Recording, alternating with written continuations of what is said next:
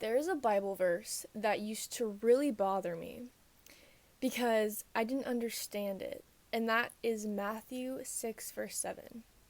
In the verse, it says, "And when you pray, do not keep on babbling like the pagans, for they think they will be heard because of their many words. Do not be like them, for your Father knows what you need before you ask Him." When reading this, it made me reflect on all the times I've sat in my car praying out loud, just on and on for minutes, or before bed praying out loud to God for these lengthy prayers that I'd almost have to conjure up and become ready to go into prayer because I knew it was about to be a long prayer. And it made me think, like, okay, God doesn't want to hear my words. God doesn't want to hear my many words of me asking for things and, thanking Him for things. When you take into consideration the fact that God knows what you need before you can pray for it, it allows you to recognize that you praying and asking for things doesn't get them any faster.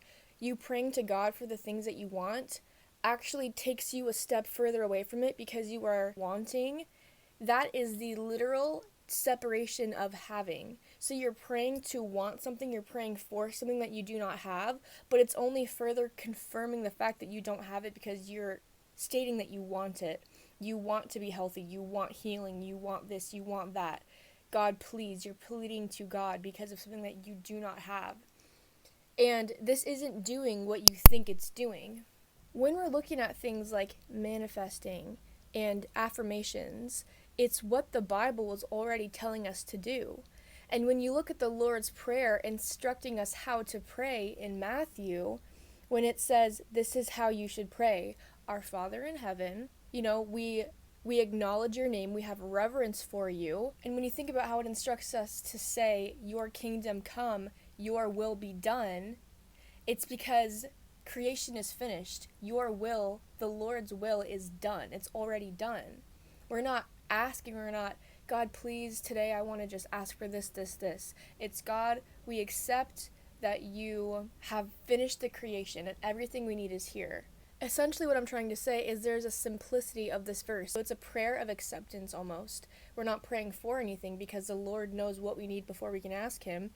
And we get to trust in the fact that because the Lord's will is already done, because creation is finished, God will give us what we need. I'm not saying it's bad to pray, but I'm saying that when you are asking for things in prayer, it's actually furthering you away from what you want. It doesn't accomplish you getting that any sooner, because that's not how creation was formed. What you want is created by assumption, and assumption is taught in the Bible. It's taught to us in how we should pray. Assumption is taught to us in how we should thank God for it being done. His will is done. Thank you for healing me. Thank you for a healthy body. Like, your prayers should just simply be a thank you. Even if something that you want hasn't been done yet, you thank Him in advance. "God, I thank you that I'm healed.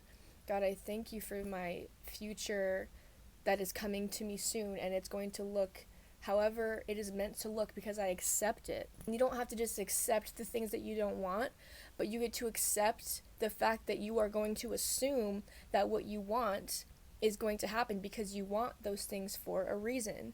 And so God doesn't place desires on your heart, and I've said this before, to psych you out.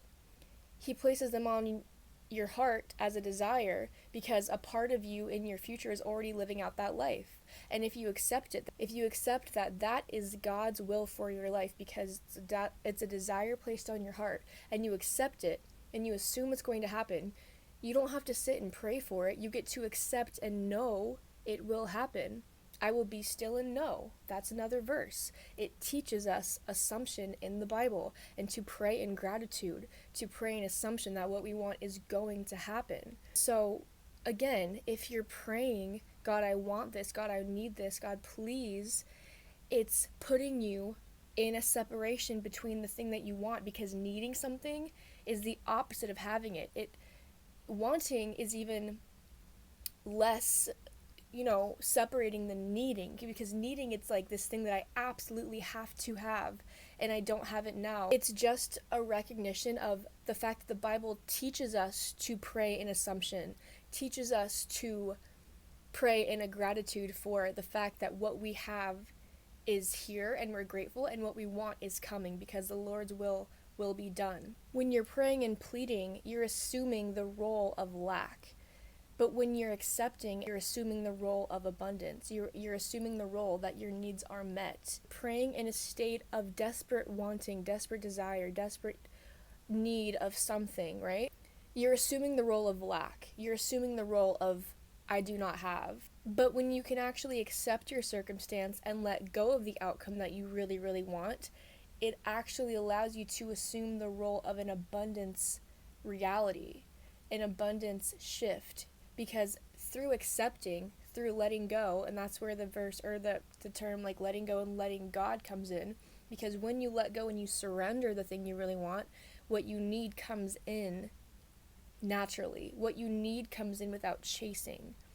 And God knows what you need before you pray for it. Don't worry about trying to say the perfect prayer. Don't worry about remembering to ask for all the things and all the people that you know need prayer, because you can pray for people. Maybe what you're praying for isn't happening because that's not how God is going to fulfill their purpose in this life. You have no idea.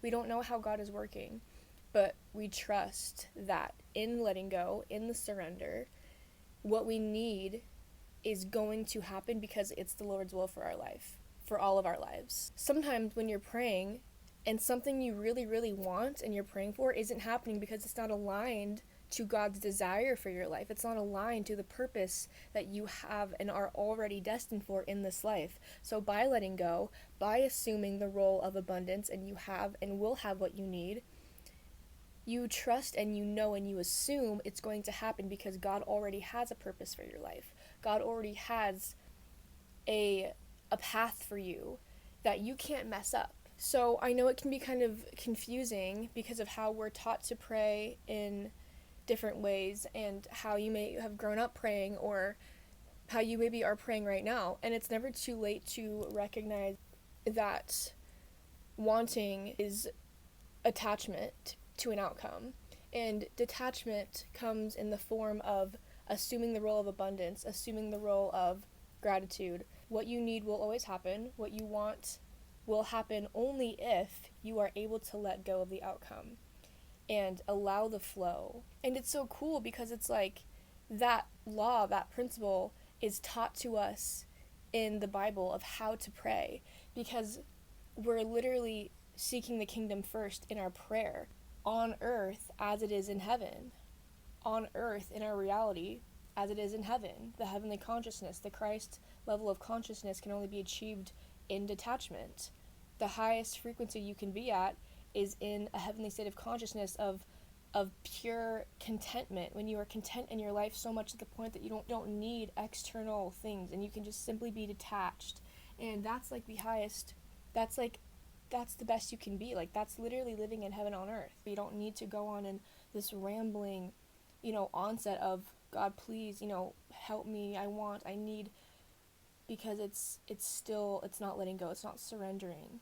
And true surrender is accepting what is, thinking for what you have and what will be, and knowing and assuming that what you want is already written, it's already happening in the future.